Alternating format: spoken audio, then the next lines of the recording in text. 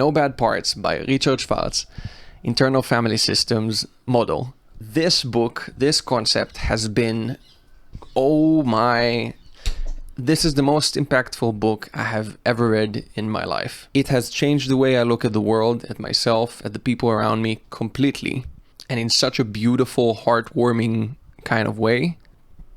Let's see if I can do it some justice in this video. This book is another step in my path towards healing from trauma and, the crap life throws at you as you become a human. This concept was first introduced to me by a good friend of my family who happens to be a psychologist as well. We spoke a little bit, and I think she realized I like seeing the world in patterns and breaking things apart into parts and into whatnot, parts and pieces.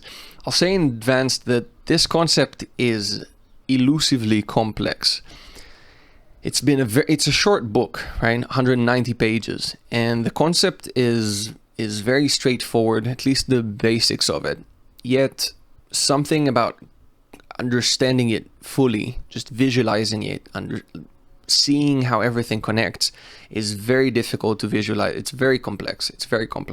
And unless you experience it hands-on by doing an exercise or by doing an experiment of sorts, it's really hard to understand fully what I'm talking about. Still, I'll do my best to try and explain what I understood from it and how I see it right now. And I'm by no means an IFS therapist, right? This is a normal human being reading a book and trying to explain how he sees that concept, okay?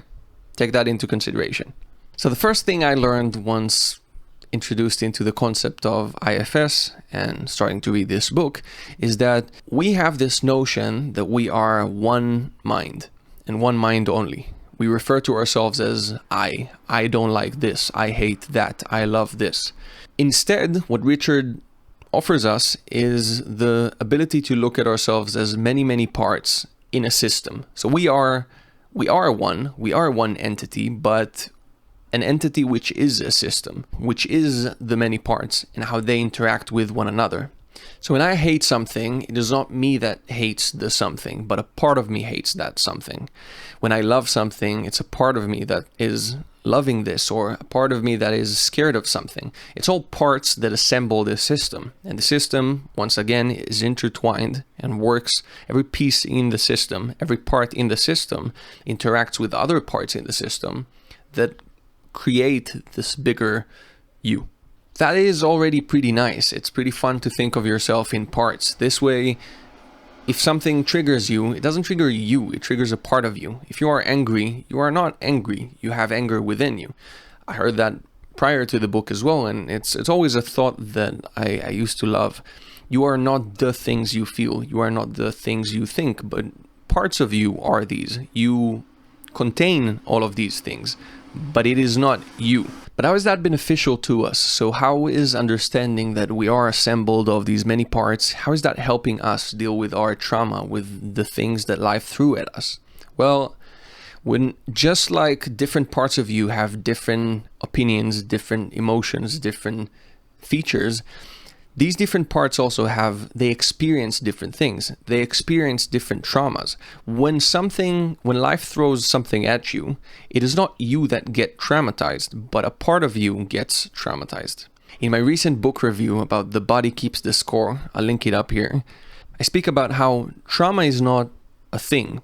Trauma is you interacting with a thing. If something shatters inside, when something so big and different and drastic happens to you. After reading this book now and seeing myself in parts, I realize, wait a second, it's not only that trauma is not the thing, I get traumatized, but it's not me as a whole, but a part of me. A part within me gets traumatized.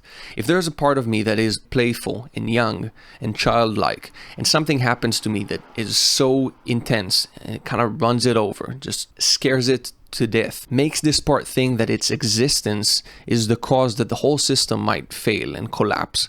The system, not the part itself, but the system breaks, and something has to change in order for the system as a whole to function. The trauma is contained within a part, around a part. in an interaction with the part. But it is not you, it's not me as a whole, but my parts that experience different things that cause them to go into a painful, difficult place. Now, before I get into treatment itself and, the process that Richard and this whole model offers, I want to get into some more things that relate to parts and how they interact with one another. A lot of the reasons I think this book is so absolutely beautiful. Something about this concept is just one of the most beautiful things I've ever heard in my life, and I'll try to explain that now in the next 2 points. So the second thing I learned from this book, which just blows me away, is that once we understand that we're built of these many parts and we are a system, we can realize that the default, the baseline, underneath everything, there is pure love. Everything within you is there to protect you, is to protect the whole system. When I say you from now on, I mean you as a whole system. Yes, you and all of your parts. Every part of you, no matter how painful, aggressive, self-harming, harming others, every part within you is there to protect you. Underneath all of its actions, the reason it's doing what it's doing is that the system was about to collapse. At least it felt that way. And so certain parts had to go into certain roles, into certain positions, and act differently in order for the system to function, in order for you not to collapse. And so one might look at it and say, it doesn't matter. I hate this about myself because it makes me do this and that. I hate this one thing about myself because I hurt the people around me. Man, I can't stand that I'm like this because... Doesn't matter. Every single part of you, underneath it all, the reason it's doing what it's doing, whether you like it or not, again, you as a whole, you as a system, whether you like it or not, it is there to help you. It loves you and it wants to support you. It wants to support the system. And that's already beautiful in my opinion. When you think of it this way, it already is it makes you understand that you don't necessarily want to accept every part of you as is, but you can try to listen to it and understand it and realize that there's reasons for it. It's doing what it's doing because it loves you and it wants you to thrive. And that's it. It doesn't know any other way. It doesn't know any other way. You can think of prior interactions you've had. Maybe you've been in a relationship and you've been trying to love this person as hard as you can. And for some reason, they can't seem to see it. They can't seem to understand the way you love them. It doesn't work. You try and you show affection in the ways that you see fit. You try to help them and solve their problems in the way that you see fit. You try to protect them every way that you can, but sometimes they might even get pissed at this one thing that you've done. You're not doing enough. You're doing too much of this. While you choose to love them, choose to protect them, choose to show your affection in these kind of manners. Your parts are no different. If you've experienced that with another person, your parts experience it with one another. And for me, that is absolutely beautiful. Everything within you, top to bottom, it's all love underneath it all. I love that.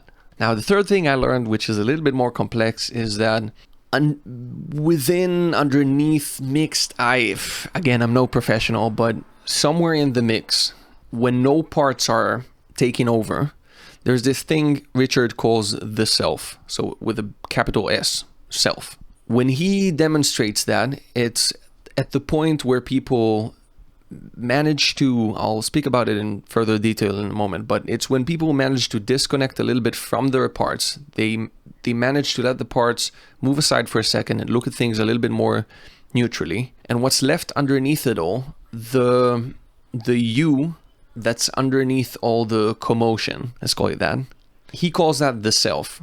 And this self is a little bit different. It's sort of a part, but it's also a little bit of like a bigger, more observing kind of part.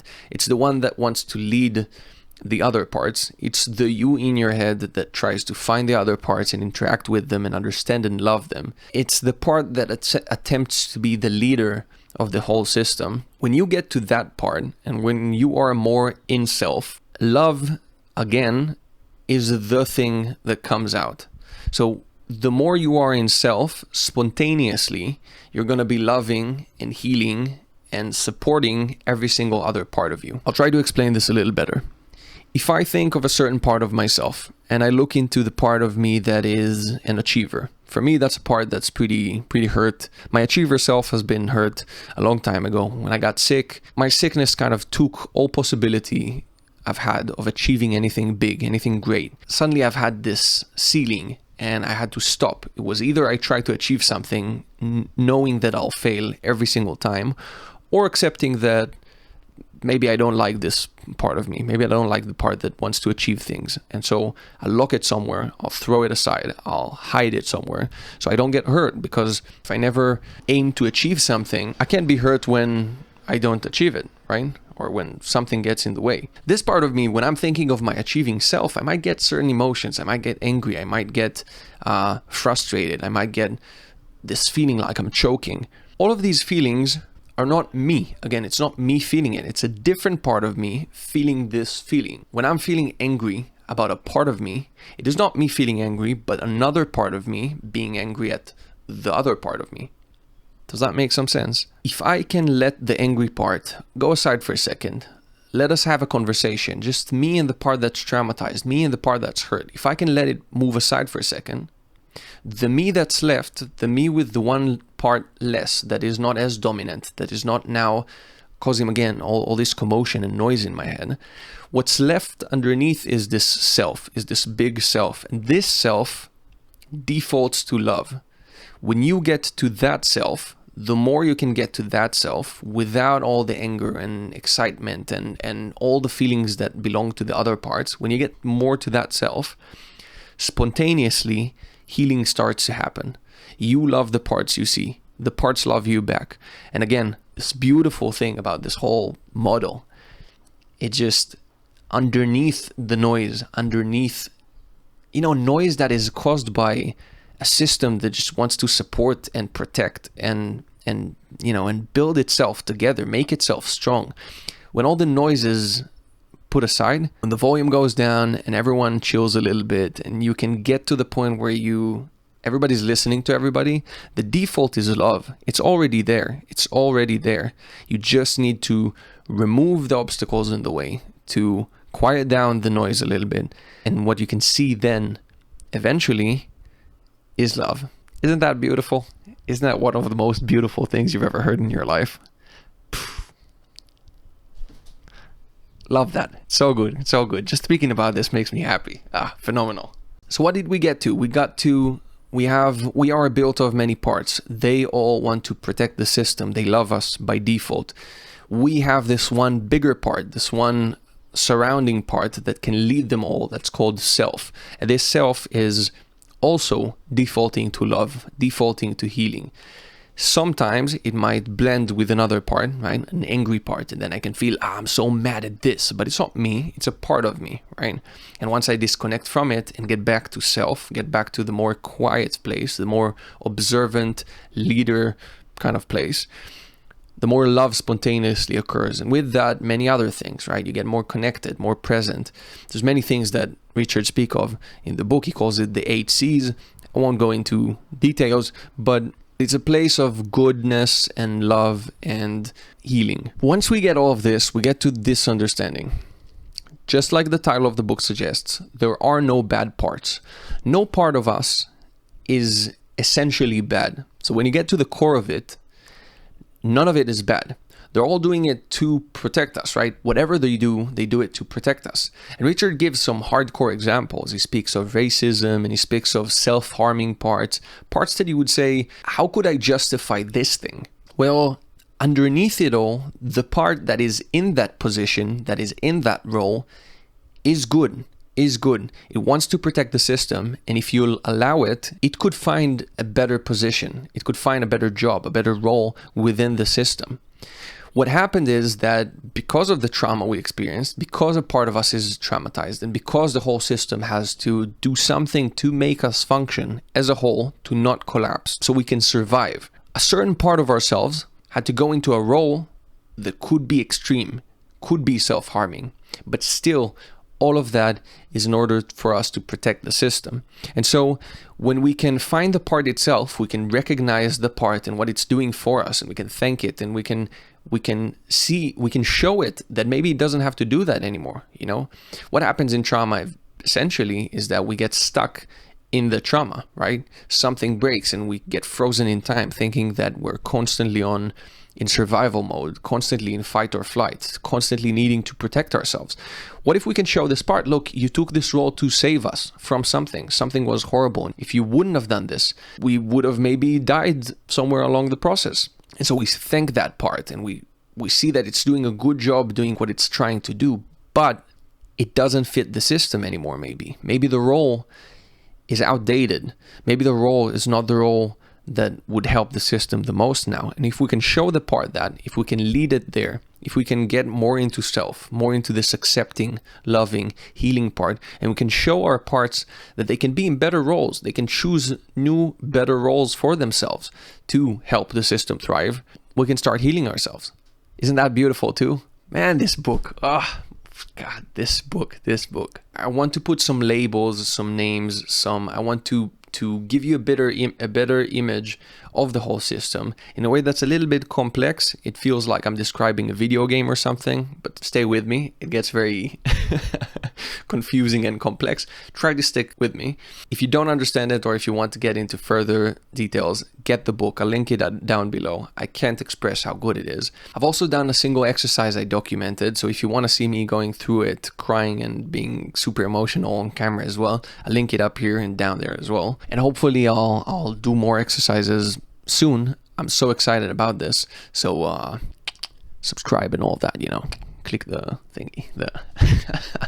All right, here we go. So we have this system, we have many parts, which are us, right? We're this whole big internal family system. One part gets traumatized, something heavy happens, and so this part we exile. We call this part an exile. This is all in Richard's terminology, right? Terminology that IFS uses. We take this one part of us that is too harmful for the system now. We see it as too harmful, too difficult for the system to deal with, and we exile it. We exile it and we try to avoid it at all costs. To keep that part exiled, right? That could be, again, if I think of myself, that could be maybe my part that is an achiever, right? The part of me that wants to achieve something big and great and amazing, right? I turned into this person that lives from day to day and is very happy with what he has, which is good. A lot of people try to be what I accidentally am, but at the same time, I'm having a very hard time setting achievements for myself. There's nothing I want to do aside from the things I do right now. And I know it might sound good, but it leaves you purposeless and you know, insecure. Not insecure in the way that I'm insecure, but I'm lacking security, right? Anyhow, this part of me is exiled. I decided that my achieving self is not a part I want to deal with, because every time I try, I get burned. And so he is gone. I don't know where he is. He's somewhere. He's disappeared. To make sure that he's gone, and that he stays gone, some other parts of me are going to help the system and jump into roles that are going to help us protect the system. These are going to be protectors. Now, protectors all have different roles, but we can think of anger as a protector. We can think of addictions as certain protectors. We can think of repression and dissociation and all these defense mechanisms, right? These are protectors. These are parts of ourselves that took a role upon themselves to protect the system, to make sure that we don't get to that exile, to make sure that the exile stays exiled, stays gone somewhere, and that we don't interact with them. What is a trigger? If I get triggered by something that people think of as like, what did I say? I mean, you're so sensitive. When I get triggered, it's because an exile of mine is about to rise to the surface. Something caused him to wake up suddenly. Something made him, brought him to the party. And now the rest of the system, all the protectors, all the other parts that got into the roles that need to protect me, protect the system, protect Noam as a whole, they might jump and start doing all these, crazy maneuvers to make sure that we stay far from it and that we don't interact with this one part that we see as poison for the whole system. Now, some of these protectors are going to blend with us, are going to blend with the self, right? Are going to blend with the bigger I self. When I say that I hate myself, if I say that I can't stand how lazy I am or whatever that is, it is not me. It's me blended with a protector. It's self, the self that we want to speak from, the self, the neutral part, right? The quiet, neutral leader part, blended with a protector. And essentially what we want to do now from here on is we want to try and heal the whole system, but we're blended with a protector and the exiles are gone, and trying to expose them and bring them back in might re-traumatize us. And how do we do this whole thing? Well, that's complex. There are exercises in the book, and there are therapists all around the world that is exactly what they do, right? They do the whole healing process for us. That's not something I can do and not something I can explain, but I'll give you the basics. I'll give you the essential that I get from reading the book. So if we run through this whole thing, we have the exile. We have the part that we exiled, right? It's stuck, it's frozen in the past, traumatized. Then we have all these protectors that jump up, right? That try to protect us from this one painful, traumatized experience part of ourselves, right? Then we have self that blends with all of these, and we're in self, and we want to get there, and we want to heal the whole process. So what do? We're trying to get to the exile slowly, carefully, so we see that we don't get re-triggered, re-traumatized. We get to it slowly, usually with the help of a therapist, and we try to heal that person of ourselves. This process is also phenomenal. When you see the examples in the book, you can see examples online on YouTube. You can go and look at my example, the one I've done. Usually what you find in your head when you start going through this journey is you find all these kids. It's usually, I found one of my exiles, and it's this, it's like this 5-year-old, 6-year-old kid, like he's super young, and you start interacting with it. You really have a conversation with the parts in your head, and it works. For some reason, it works. You ask them what they want to tell you. You ask them what are they protecting. You ask them what will happen if they step aside. You ask them to step aside, and suddenly they do. They move aside, and you move from anger or terror or fear to a clear, neutral place suddenly. Suddenly you're in self, and suddenly you feel all this love and tenderness towards these parts of you that you didn't know exist. And you don't need much practice for it. It's honestly a bizarre experience.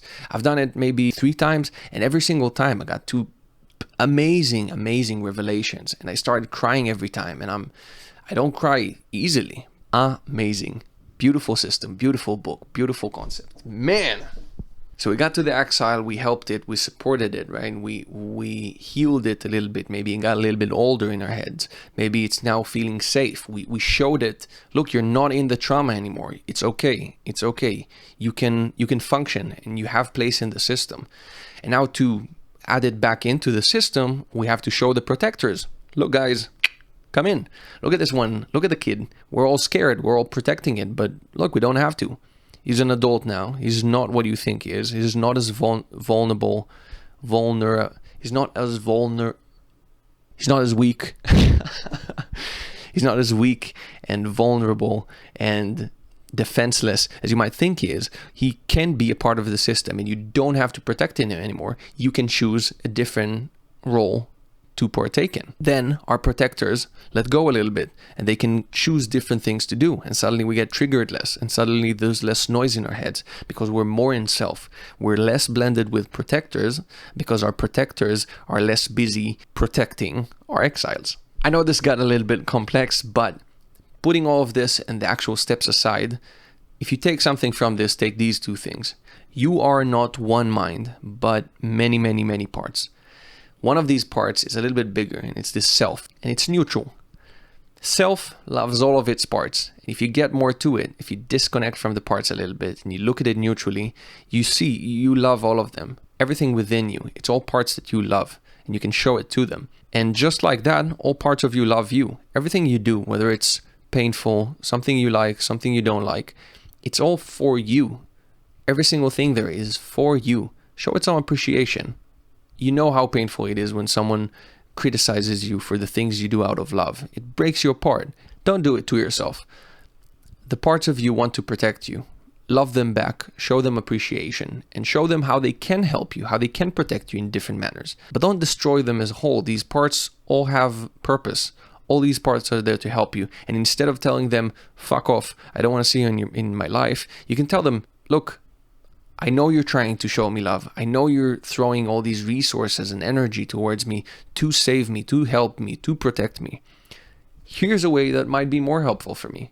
Maybe we can do that together. It really, really is a beautiful thing. For me, it's been tremendously helpful. Lastly, there's a thought I've been playing with in the past that came up in the book again and just, blew me away. When you think of things in parts, it kind of changes everything. We interact with the world in the same way that we interact with ourselves. I always knew that if there's something about myself that I dislike, if I'm trying to not be angry, then I'll push away and be pissed at, I'll repel everyone outside who is angry. If I'm trying not to be racist, but there's something racist within me, I'll be, unleashing all of my rage on other people and how their racism is horrible. Or usually we're a little bit hypocritical.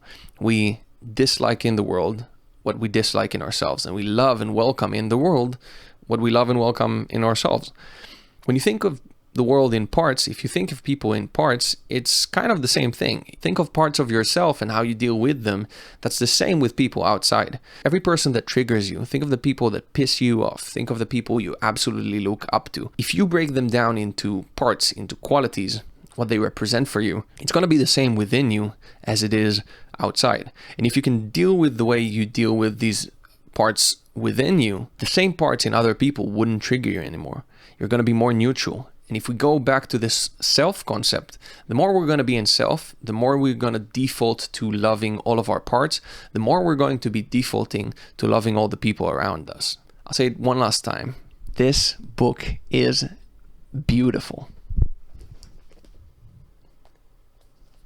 Go read this thing. Please go read this. Go read this thing. Please go read this thing. It's too good. Too good. Thank you for showing up. Coming by. Thank you for coming by. No.